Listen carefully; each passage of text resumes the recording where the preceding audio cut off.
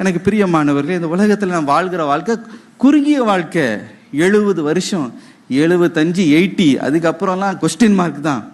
அப்படிப்பட்ட ஒரு சின்ன கொஞ்சம் இந்த குறுகிய வாழ்க்கைக்கு அதில் படிப்பு கெட்டுடக்கூடாது, வாழ்க்கை இப்படி அமைஞ்சிடணும், அது இப்படி ஆயிரணும் அப்படி ஆயிரணும்னு தகப்பன் என்ன செய்கிறார்? பெற்றோர் பிள்ளைகள் மீது கரிசனை உள்ளவர்களாக அவங்கள திருத்துறாங்க, கடிந்து கொள்ளுகிறார்கள்.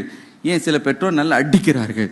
எனக்கு பிரியமானவர்களே, என்னன்னா அவங்க ஃபியூச்சர் ஸ்பாயில் ஆயிடக்கூடாது, அவங்களுடைய எதிர்காலம் ஸ்பாயில் ஆயிடக்கூடாது.